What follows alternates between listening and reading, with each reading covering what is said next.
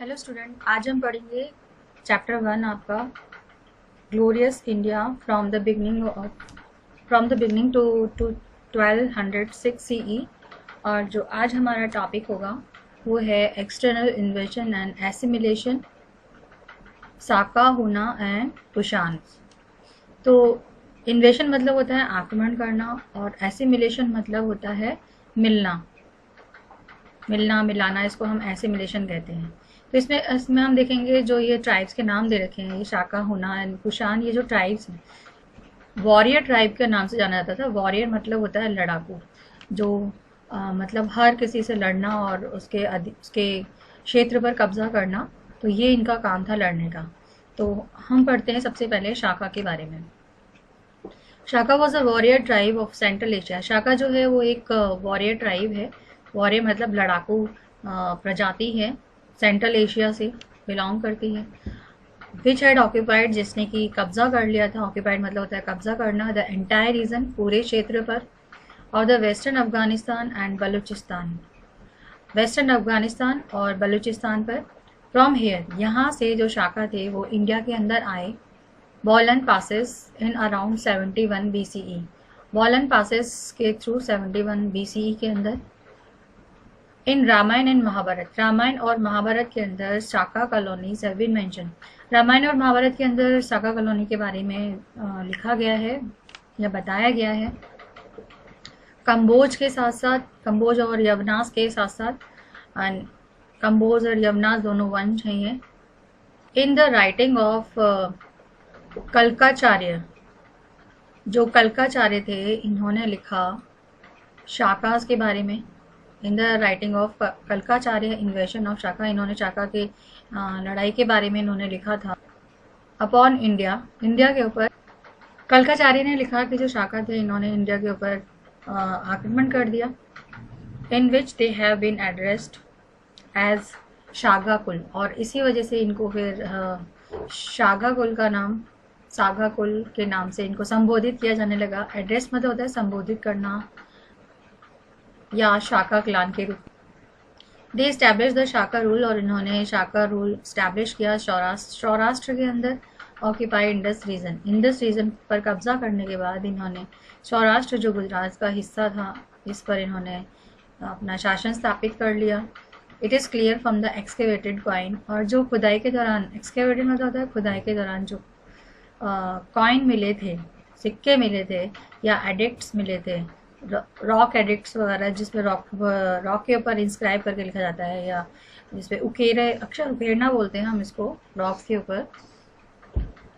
तो कॉइन्स और एडिक्ट से पता चलता है कि उनकी जो एक ब्रांच थी, उन्होंने उत्तर पंथ और मथुरा पर कब्जा कर लिया था। एंड जैसे जैसे समय बीतता गया, in passage of time, they spread Avanti, Saurashtra and Maharashtra. इन्होंने अपना जो शासन था उसको अवंती, सौराष्ट्र और महाराष्ट्र तक फैला लिया। शाका की एक जो ब्रांच थी उसने कब्जा कर रखा था उत्तर पंथ और मथुरा पर, और जैसे जैसे समय गुजरता गया वैसे वैसे ये लोग अपनी पावर को बढ़ाते चले गए। अपने राज्य को उन्होंने बढ़ाया, अवंती, सौराष्ट्र, महाराष्ट्र के अंदर फैला लिया। मावस and Azes, Maues and Azes have been among the Saka rulers of Takshashila. ये नाम है मावस एंड अजीज, ये रूलर थे शाका के शासक हुआ करते थे ये तक्षशिला के। And Shaka power was demolished by Pallavas. Demolish मतलब होता है ख़त्म कर देना, तहस नहस कर देना। तो जो शाका की जो पावर थी या शक्तियाँ जो थी उसको ख़त्म कर दिया था पल्लवास ने तक्षशिला के। हम्मा माश और हागन were the initial Shaka Kshatrapa of Mathura, और हम्मा ममस और हागन्स जो थे वो शाका क्षत्रपा से बिलोंग करते थे, मथुरा के। एंड इन सिंघा शीर्षक एडिक्ट ऑब्टेन फ्रॉम मथुरा, और जो सिंघा शीर्षक एडिक्ट जो कि मथुरा से पाया गया था। द लेटर शाका किंग राजबुल, और जो बाद के जो शाका राजा हुआ करते थे, राजा थे जिनका नाम था राजबुल हैज़ कॉल्ड द महाक्षत्रपा, और इनको राजबुल को महाक्षत्रपा के नाम से बुलाया जाता था।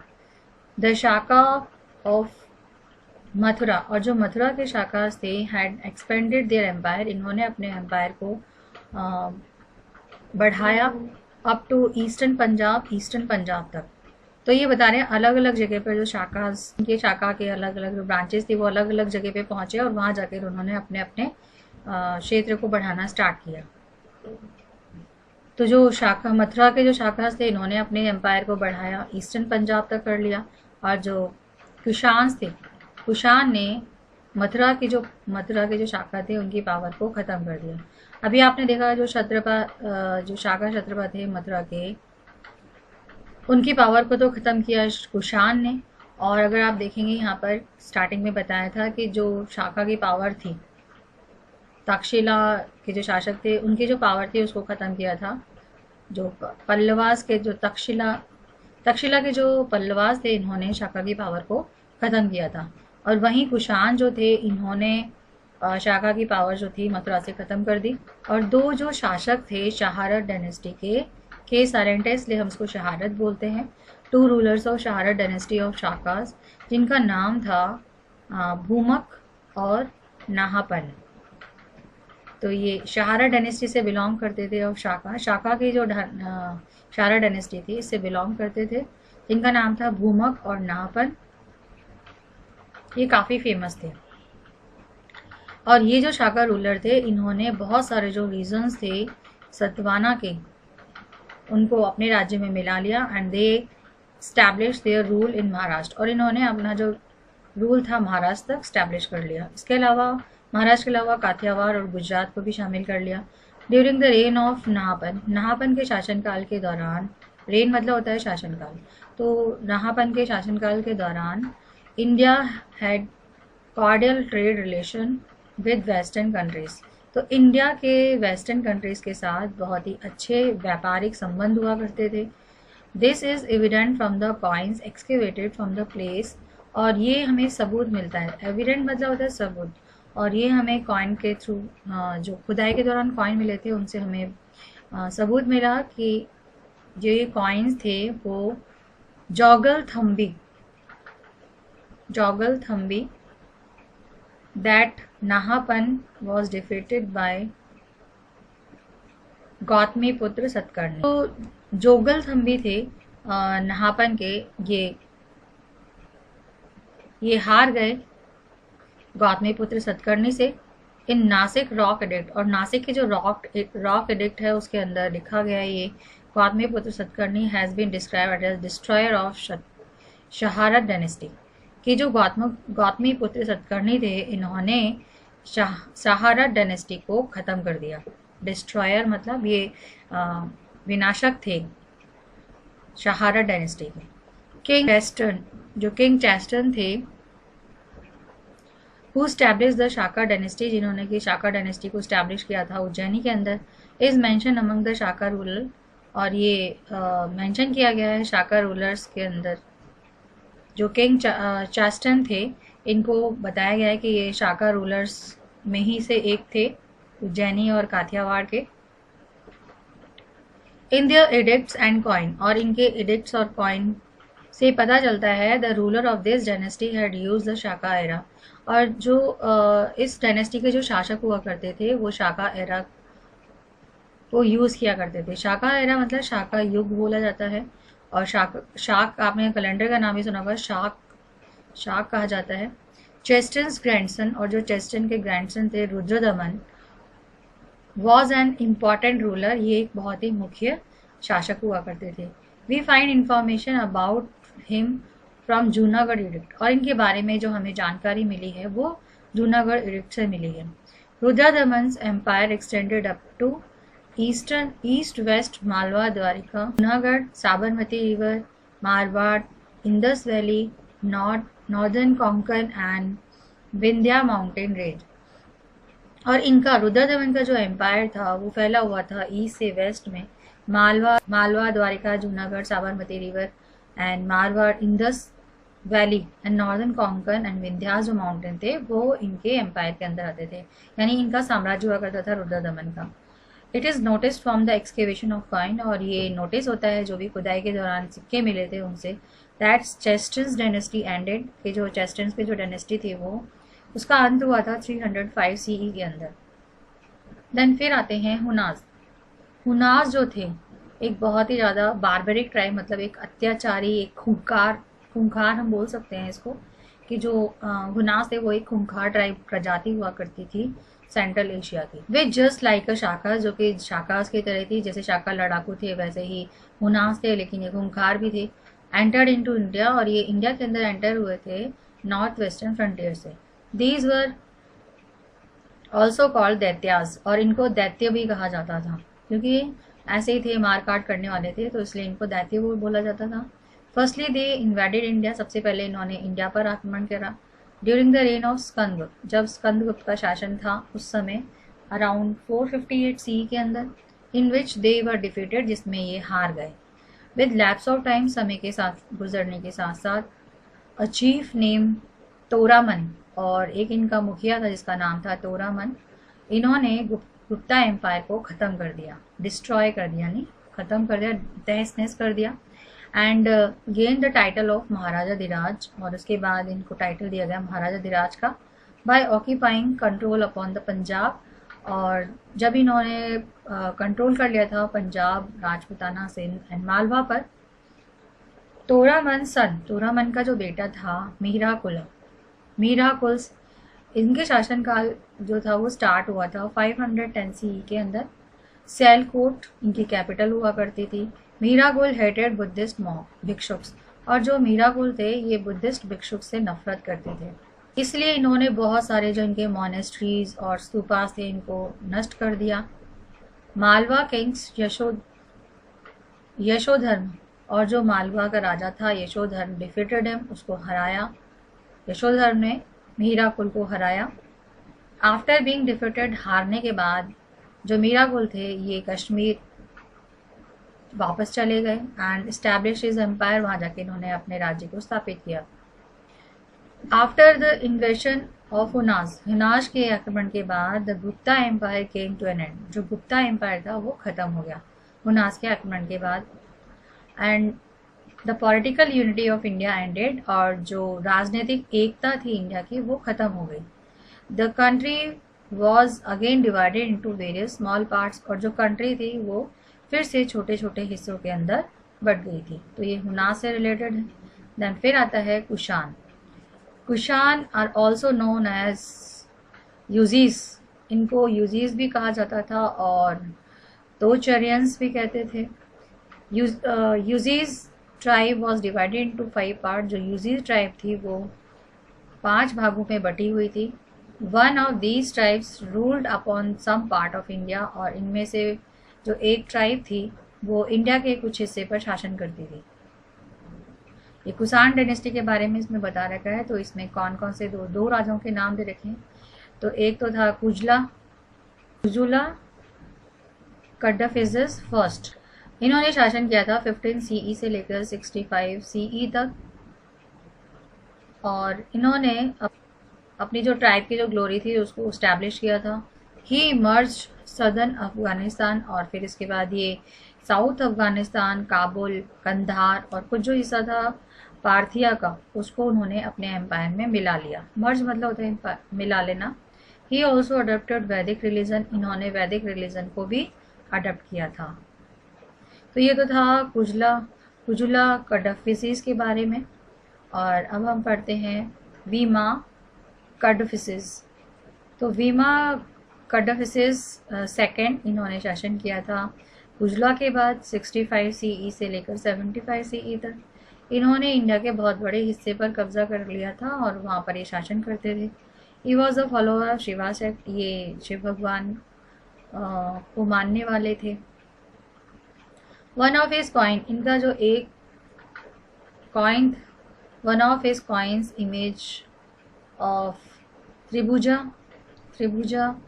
त्रिशूलधारी and Vyaghra Charmagrahi protector of Nandi lord Shiva is inscribe. तो उनके कुछ सिक्कों के ऊपर या तो त्रिभुज भगवान की जो फोटो थी वो इंस्क्राइब हो रखी थी, खुदी हुई थी, या त्रिशूलधारी की फोटो बनी हुई थी, या व्याघ्र चार्माग्रही के रूप में जो फोटो थी वो लगी हुई थी, या फिर protector of lord Shiva Nandi, protector of Nandi, Nandi के रूप में जो फोटो थी लॉर्ड शिवा की, उसको इंस्क्राइब किया गया था। ही सर्कुलेटेड गोल्ड कॉइन, और इन्होंने गोल्ड कॉइन्स को सर्कुलेट किया था पहली बार इंडिया में अपने नाम से, golden coin in his name of for first time in India. तो गोल्ड कॉइन को सबसे पहले चलाया था वीमा ने अपने नाम। देन ये तो था आपका कुषाण के अंदर, कुषाण में आपका कुजला और वीमा आ गया। देन फिर आता है कनिष्क।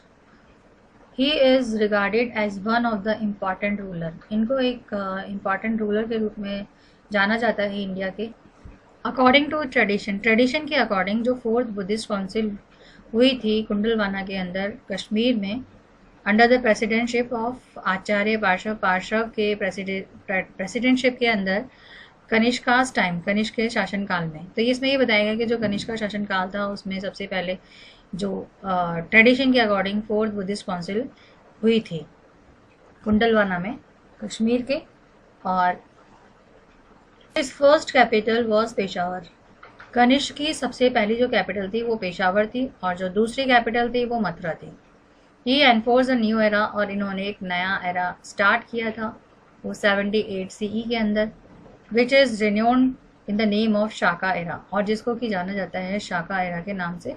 कनिष्क कॉन्कर्ड कश्मीर, कनिष्क ने कश्मीर को जीत लिया, एंड पॉपुलेशन और टाउन नेम कनिष्कपुर, और वहाँ के जो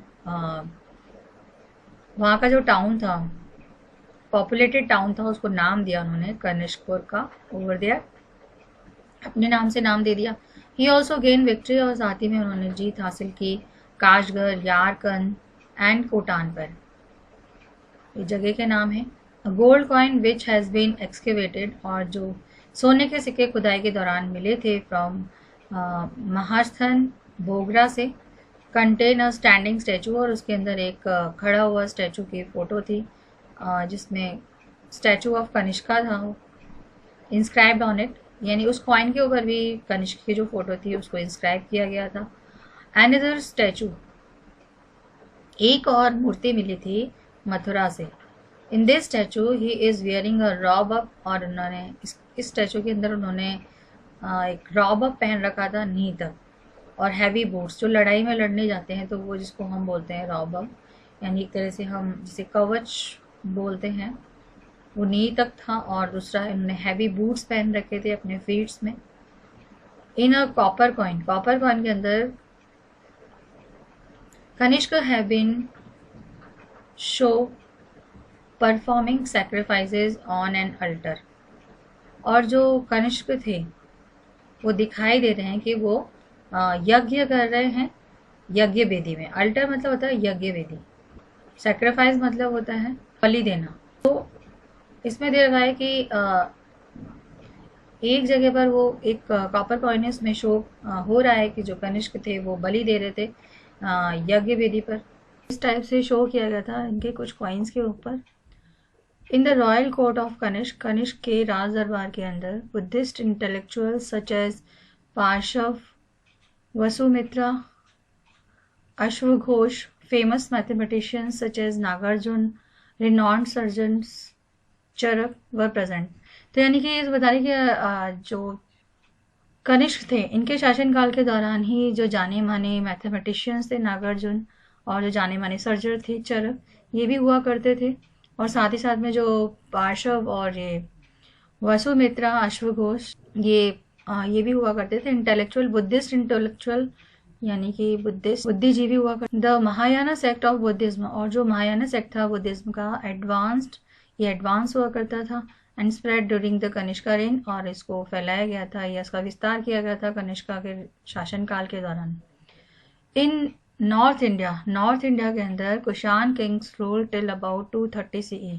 अब जो नॉर्थ में कुषाण राजा थे इन्होंने लगभग 230 CE तक इन्होंने शासन किया था एट दिस टाइम। और इस समय इंडिया के जो संबंध थे, व्यापारिक जो संबंध थे रोम के साथ, वो बहुत ज़्यादा डेवलप हुआ करते थे। एक्सट्रीमली डेवलप मतलब बहुत ज़्यादा डेवलप कंडीशन में हुआ करते थे, ड्यू टू विच, जिसकी वजह से इंडिया था जो बहुत ज़्यादा प्रॉस्परस था। प्रॉस्परस मतलब समृद्धशाली था। देन ये तो था आपका कि किस कौन कौन सी ट्राइब्स आई जिन्होंने कि वॉर किया इंडिया के अंदर आके कैसे रहने लगे। अब आता है एसिमिलेशन, यानी कैसे ये आपस में मिले। तो शाका, हुना और जो कुशान थे, all three these were foreign tribes, ये सारे के सारे फॉरेन ट्राइब्स हुआ करते थे, यानी बाहरी प्रजाति थी जो बाहर से आई थी। इंडीड दे रूल अपॉन इंडिया, और इन्होंने इंडिया पर शासन किया, बट ग्रेजुअली ये शासन करने आए थे, लेकिन धीरे धीरे ये इंडियन सोसाइटी और कल्चर के अंदर मिलते चले गए। And due to the liberal policy of Indian की जो लिबरल पॉलिसी थी, स्वतंत्र पॉलिसी हम इसको बोल सकते हैं, दीज बार्बर ट्राइब क्लान, और ये जो खूंखार और ये लड़ाकू जो प्रजाति थी, become a part of civilized society, और ये एक सभ्य सोसाइटी का हिस्सा बन गए। The Kushan rulers were hardcore followers of Vedic religion, और जो कुशान रूलर्स थे ये बहुत ही ज़्यादा कट्टर कह सकते हैं हम इसको, वैदिक धर्म को मानने वाले थे। And they remain loyal towards the Shivaite sect, और ये शिवा सेक्ट को मानने वाले थे। शिवा सेक्ट को मानने वाले मतलब कि शिव की पूजा करने वाले थे। And service of Buddhism done by Kanishka, और जो बुद्धिस्टों की जो सेवा वगैरह थी ये कनिष्का के शासनकाल के दौरान ही की जाती थी। Him one of the greatest king, और इसी की वजह से एक महान राजा बने थे, हु रूल्ड इन इंडिया, जिन्होंने शासन किया था इंडिया के अंदर। तो ये कुशान एम्पायर शो किया गया इस मैप के अंदर, और ये जो पूरा ये कुशान एम्पायर दिखाया जा रहा है, ये ब्लू कलर के अंदर ये कुशान एम्पायर शो कर रहे हैं इसमें। तो ये आपका चैप्टर होता है कंप्लीट। आपने क्या क्या इस चैप्टर के अंदर पढ़ा था कि इंफॉर्मेशन मिली थी रिपब्लिक्स महाजनपद की, ये हमें महाभारत, बुद्धिस्ट लिटरेचर और चाणक्य अर्थशास्त्र से हमें इसके बारे में नॉलेज मिली। Kabul, Herat, Kandahar, Baluchistan, Punjab, Ganga Yamuna plain, Bihar, Bengal, Gujarat, Vindhyas and part of Kashmir, ये सारे के सारे बहुत बड़े एम्पायर का हिस्सा हुआ करते थे, और वो एम्पायर था चंद्रगुप्त मौर्य का। और कुछ आदर्श थे अशोका के, जिन्होंने कि समाज के जो मॉरल अपलिफ्टमेंट है, मॉरल यानी कि नैतिकता को बढ़ाने के लिए इंसानों के, उसको बनाया था, उसको धम्मा का नाम दिया, जिसको कि धम्मा के नाम से जाना जाता था। और इसके अकॉर्डिंग धम्मा के अकॉर्डिंग जो भी एक्शंस हैं, इविल एक्शंस हैं, बुराई वाले जो काम है, वेलफेयर ऑफ ऑल, और सबकी भलाई, compassion, charity and trust, purity, compassion सभी के प्रति सहिष्णुता का व्यवहार रखना, चैरिटी दान करना, ट्रुथ सच्चाई का पालन करना, प्योरिटी ऑफ एक्शन यानी कि अपने कर्मों को शुद्ध रखना, ये सब धम्मा के अंदर इंक्लूड होता था। ज़्यादातर जो अशोका के रिकॉर्ड्स है वो ब्राह्मी स्क्रिप्ट के अंदर लिखे जाते थे। वहीं जो नॉर्थ वेस्ट इंडिया के अंदर जो रॉक एडिक्ट पाए गए थे, ये खरोस्ती स्क्रिप्ट के अंदर लिखे गए थे, यानी कि अशोका के रिकॉर्ड्स ब्राह्मी और खरोस्ती स्क्रिप्ट के अंदर लिखे गए थे, जो कि अरामिक से मिले थे। James Prinsep was the first person, James Prinsep ये पहला व्यक्ति था to become a successful in interpreting rock edict, जिसने कि अशोका के रॉक एडिक्ट को इंटरप्रेट किया था, यानी कि उसको उन्होंने समझाया था। आरामिक मतलब होता है, इब्रानी इसको बोलते हैं हिंदी में, और ये एक लैंग्वेज होती है, और इसी लैंग्वेज से निकली हुई एक खरोस्ती स्क्रिप्ट। तो ये तो था आपका चैप्टर कंप्लीट होता है। कैसे कैसे यहाँ पर अलग अलग ट्राइब्स आई थी, और उन्होंने यहाँ पे आके आक्रमण किया, फिर यहाँ के रहे, और फिर धीरे धीरे हिंदी जो भारतीय सभ्यता है उसके अंदर ये लोग घुल मिल गए। तो जितना मैंने आपको पढ़ाया उसे पढ़ना है, और अगर कोई चीज़ समझ नहीं आती है तो आप मुझसे पूछ सकते हैं चैट बॉक्स पे। Okay, bye, have a nice day.